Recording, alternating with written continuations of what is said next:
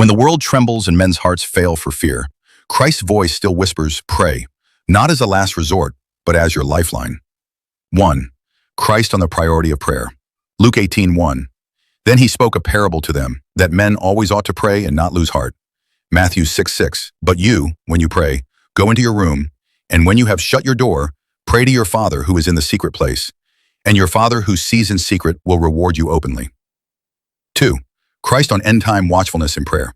Luke 21:36. Watch therefore and pray always, that you may be counted worthy to escape all these things that will come to pass, and to stand before the Son of Man. Mark 13:33. Take heed, watch, and pray, for you do not know when the time is.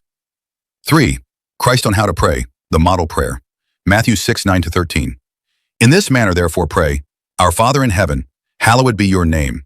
Your kingdom come, your will be done, on earth as it is in heaven. 4. Christ on prayer with faith and boldness.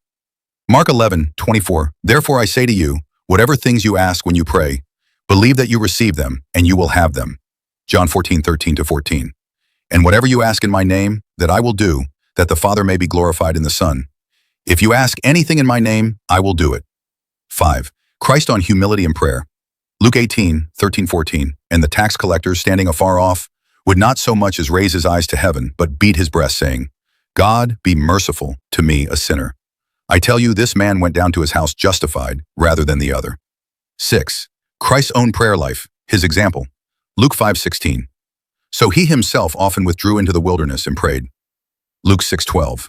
Now it came to pass in those days that he went out to the mountain to pray, and continued all night in prayer to God. 7. Christ on persistence in prayer. Luke 11:9-10. So I say to you, ask and it will be given to you, seek and you will find, knock and it will be opened to you.